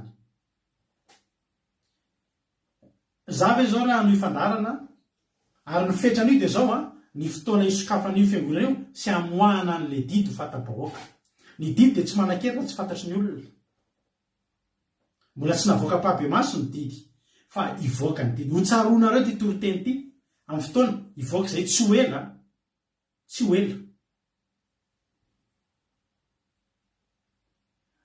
menareo tsy nyvezarana janona ny fandarana asika dia tsy manana ho resana fa tsy jesosy tsy manana hotandremana fa tsy ny sabata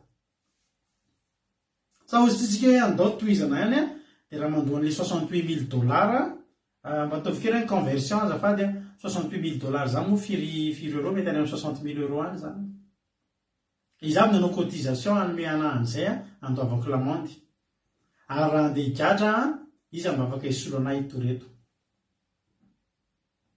fa zay ny zavatra mitrany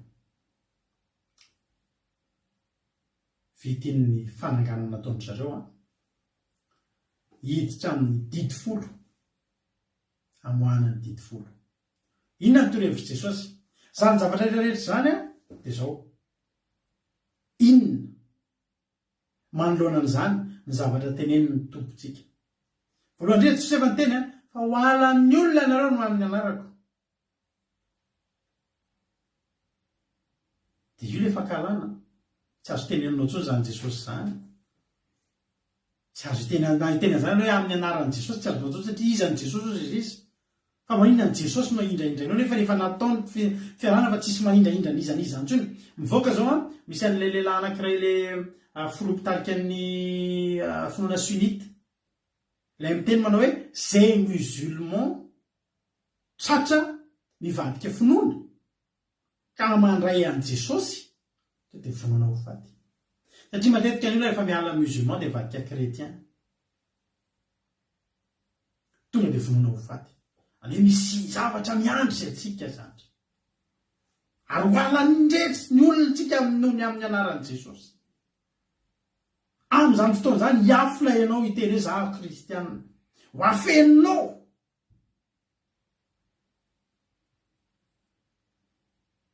ravana osy teny anankiray anisan'ny tena mampangorivitsika anato le tamin'le niteneniko teo amin'le matio fa 7 teo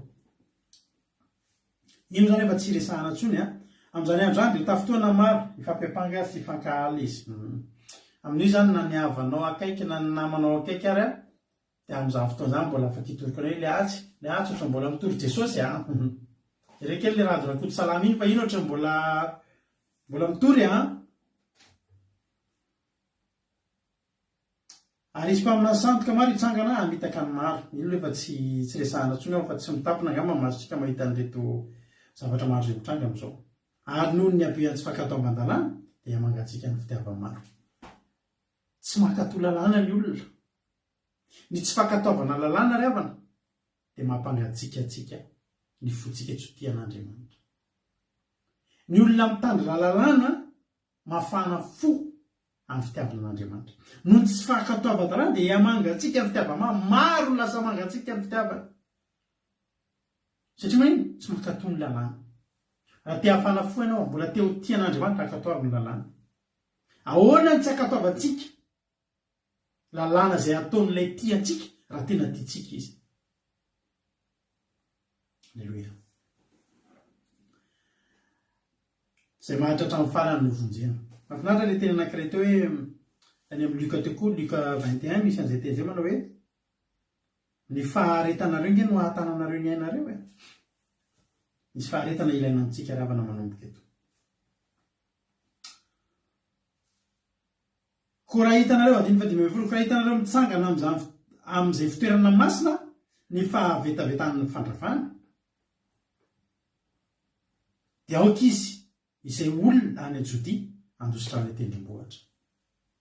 Eo zany mibaiko tsy hoe akory hoe Andriamanitra mahery ny vavahanareo na misy azy zany rehetra zany na efa mbalavalanareo ary ny polisy hisambotra anareo trio ihany fa Andriamanitra mahery ny Andriamantsika. Jesosy aza mahery tsy niteny an'izany intsony.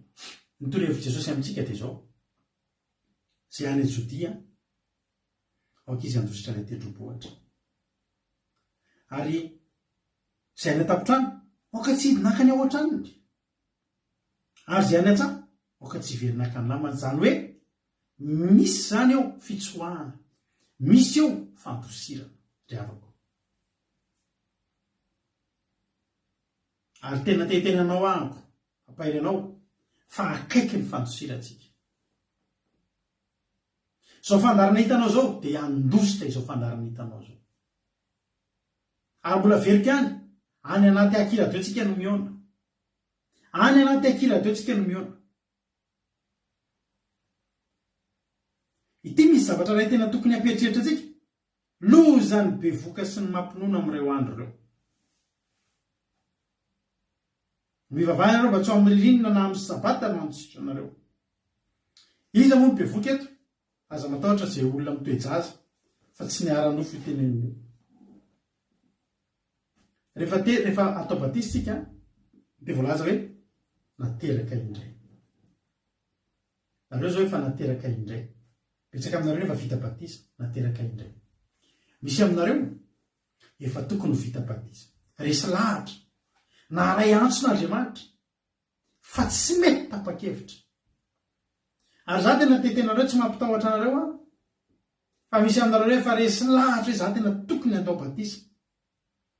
Alao miandry kely alao tena mihaino feo amin'ny fanamasina izy dia olona anankiray alao hihaino feo amin'ny fanamasina tsara.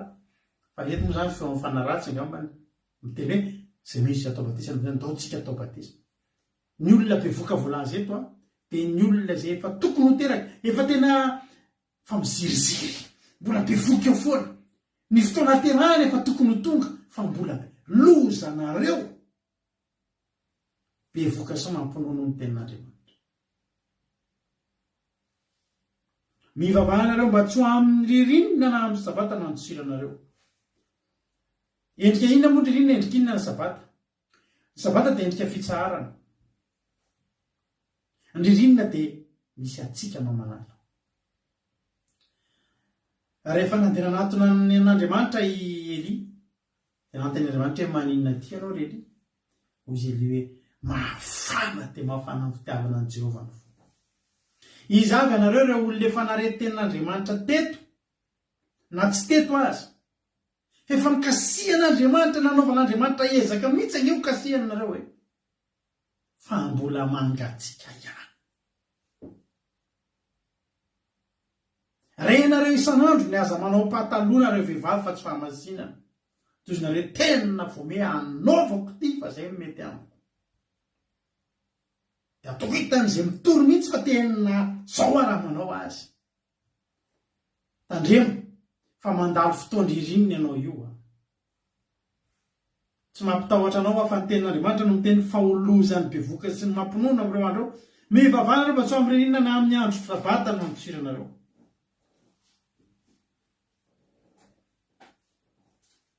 Raha tiana tenena amintsika dia zao: tsy hoena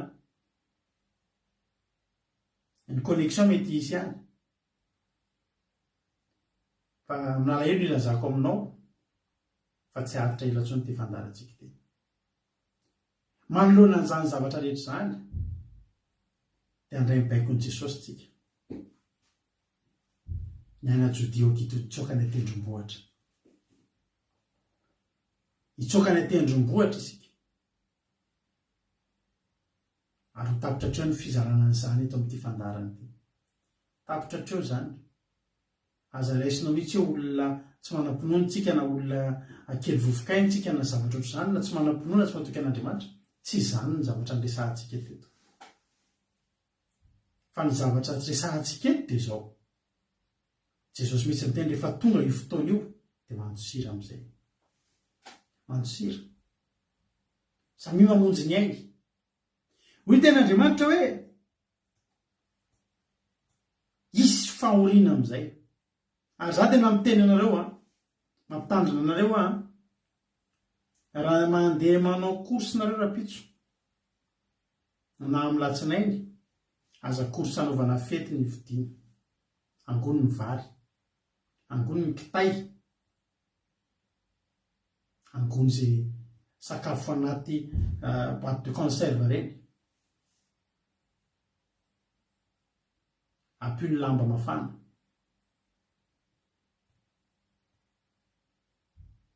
Nanao ety andafy ety Frantsa zao manomboka amin'ity janvier ity dia anandrana an'izany hoe délestage. Ny vidiny entana, vidin-tsakafo efa tsy haitohaino. Ho avy koa zany zao nanetsika mamirifiry ny courant tsy isy ao an-trano manomboka amin'ny 5 ora ka hatramin'ny 6 ora alina. Mangony fotsiny ny zavatra maro izay fahoriana mitambatambatra, manangona laboziko miditra amin'ny fahoriam-be isika. Fampanentanana meko anefa dia ny tenin'Andriamanitra ihany manao hoe tsisy fahoriana lehibe tahaka izany izy tsy mbola nisy toy izany hatramin'ny androany zao tontolo zao ka mandraka ankehitriny, fa tsy hisy intsony ihany koa. Ary raha tsy efa noafoezina izany andro izany dia tsisy nosovonjena, fa noho ny olom-boafidy dia ho afoezina izany andro izany. Zany hoe izao zany, misy olona tsy nijovony eo. Mampahery anao andro any, misy olona tsy nijovon'Andriamanitra ao anoloana izany korotana rehetra izany. Dia ny tenin'Andriamanitra noho ny amin'ny olom-boafidy, fanontaniana apetrako aminao, olom-boafidy ve ianao, olom-boafidy ve izaho? Zany hoe raha ohatra tsy afoezina zany zavatra mitrandrava fa atao 50 taona tonga dia anaty problème be ohatr' izany, dia verin-danina daholo ny olona, kivy ny olona, mamoy fo ny olona, tsisy azo vonjena.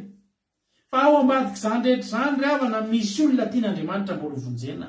Ary Jesosy tena nampanantenantsika eto manao hoe ao amin'ny Luka 2:20, andiny 12 raha tsy mbola tonga izany rehetra izany dia sambotra anareo izy ka hanenjika ary hanolotra anareo amin'ny sinagoga hatramin'ny maizina. Amin'ny sinagoga, ny atao hoe sinagoga aloha azaveko anareo, inona mahazo mihafa ny tempoly sy ny sinagoga? Ny tempoly dia toerana masina fivavahana, ny sinagoga indray dia toerana azo anaovana fitaovam-pivavahana fa azo ivoriana ihany koa. Raha ohatra zany ny olona matetika andeha hiangona ho any amin'ny sinagoga izy fa raha andeha hivavaka ho any amin'ny tempoly izy zay zany tsara fantatritsika. Samy toerana azo ivavahana ihany fa ny tempoly masina kokoa.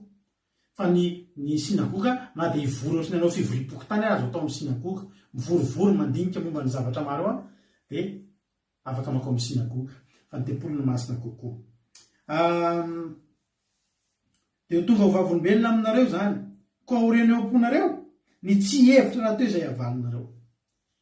Za zany ny teny antsika androany, tsy tokony atahotritsika manoloana zany zavatra rehetra zany. Raha tonga ny fotoana ka na dia ho samborina azy tsika, ny teny aloky ny vavantsika fotsiny dia efa Andriamanitra nametraka an'izany amin'ny vavantsika. Alleloia. Any amin'ny 19 ary ho halan'ny olona rehetra nareo noho ny anarako halana, zany hala izany halako ianao tena tsy tiana mihoatra zany. Dia ho azy akaiky ianao ho halan'ny olona rehetra ianao ny amin'ny anaran'i Jesosy.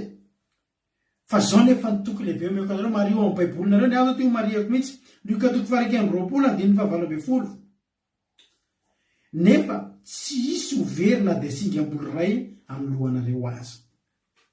Ninonina zany zavatra mitranga tokony nomen'Andriamanitra antsika raha tonga veravana ireo zavatra rehetra zao dia no ratsy ihany ve no tonga.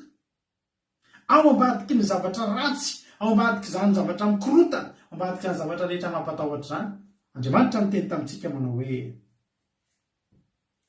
aza matahotra fa tsy hisy ho very na dia singa amin'ny ray eo amin'ny lohanareo ary. Zany hoe inona tian'Andriamanitra tenena, tsy misy akasika anao zany. Aza matahotra,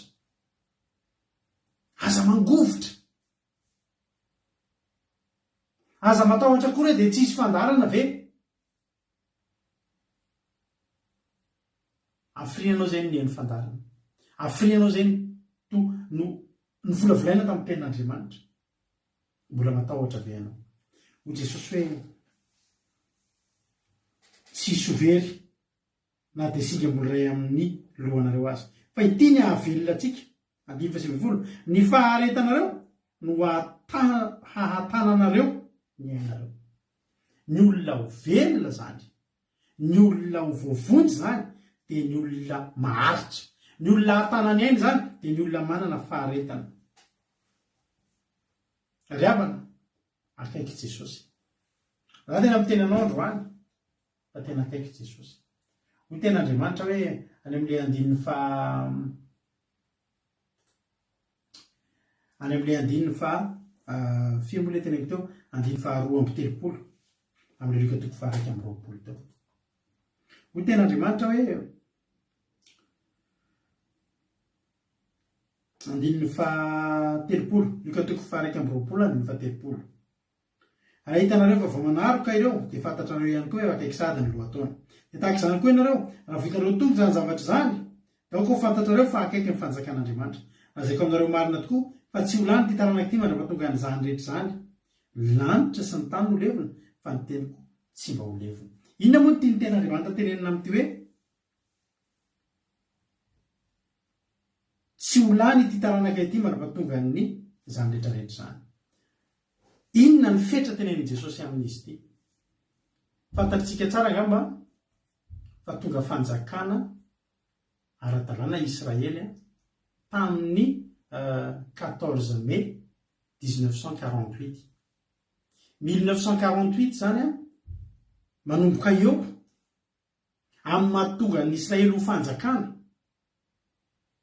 no miatra ity tenin'i Jesosy ity hoe ary tsy ho lany izy teo. Raha izy ka tsy ho lany ity taranaka ity mandra-pahatonga n'izany rehetra zany. Inona moa ilay zany rehetra zany? Rehefa tonga avan'i Jesosy, ireo korotana maro isan-karazany nanomboka tamin'ny 14 mai 1948 na tonga ny Israely ho fanjakana fahaleovan-tena andro ny indépendance an'Israely zany teny zany 14 mai 48. Teo ny nanomboka zany fanisana ny tenin'i Jesosy zany hoe rehefa ho avy le zavatra reto zany dia tsy ho lany ny taranaka. Ho ten'Andriamanitra volazan'ny ten'Andriamanitra hoe 70-20 raha tahiny mateza ny olona. Raha olona teraka tamin'ny 1948 zany mba ataovikena hoe calcul firy taona zao ny olona teraka tamin'ny 1948 azo zaka ny nanao azy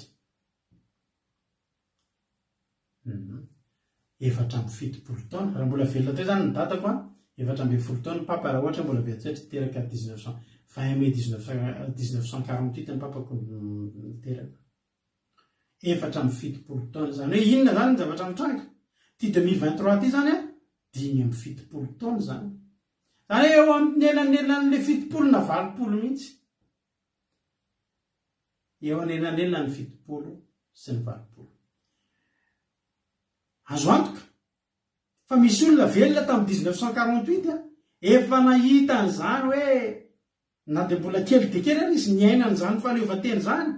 Fa volazan'ny tenin'Andriamanitra tsy ho lany ty taranaka ity mandrapahatonga zany zany. Zany hoe misy olona velona tamin'izany mbola hita ny fiavian'i Jesosy. Iaina n'izao zavatra iainantsika izao dia hita ny fiavian'i Jesosy. Raha ny fandiniana tsy ho ela ao aorianan'izao zavatra mitranga dia ny fisokafany reto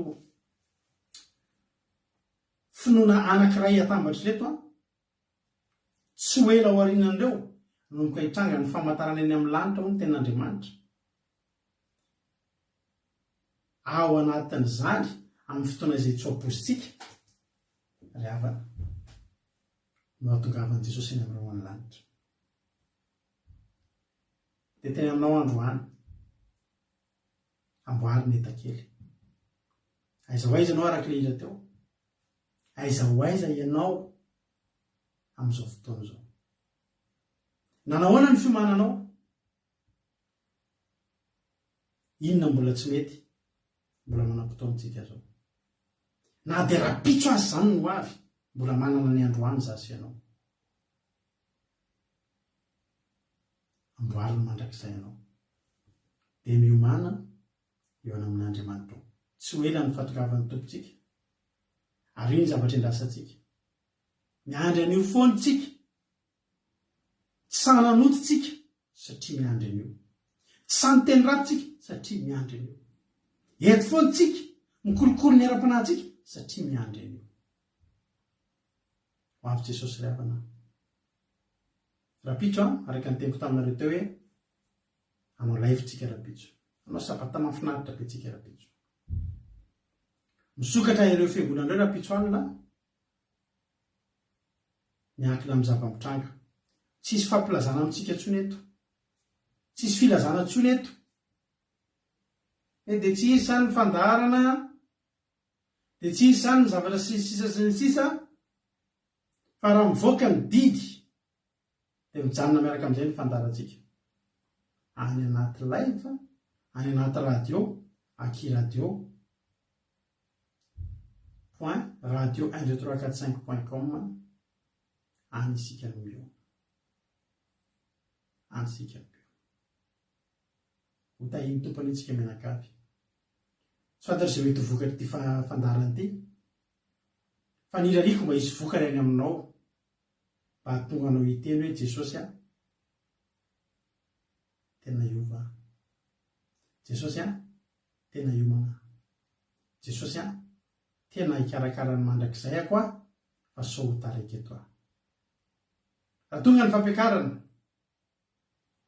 izay tafajanony eto dia miara ho voafatotra amin'ny Satana eto.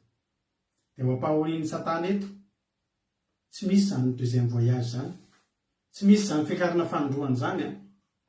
Io anankiray io ny tandrosika dia io. Ary tsy ho ely zany. Tsy ho ely zany. Tany mafy izay anananao mba tsy hisy tsiaka ny satro-boninahitra ao. Miorena tsara dia aza miova. Maro ny zavatra nizarena taminao teto. Maro ny zavatra mety efa renao. Tenin'Andriamanitra dia nilaza mihitsy tsy ho tonga zany raha tsy efa nitoriana aloha izao teny izao. Dia notoriana tamintsika izany. Azo fandarana izao dia tsy ny hafahafa. Tsy nananana ena masony iza n'iza. Mandeha ny fitenenana fa tsisy atao fa tsy manenjika mpanompon'Andriamanitra tsika. Tsy manenjika tsika. Fa milaza ny zava-misy. Fa ny olona moa samy libra amin'izay zavatra rehetrarehetra tsy maninona zany. Fa nitaniana mipetraka amiko androany, mipetraka amin'ny mampionina, vita avy eny adidinay.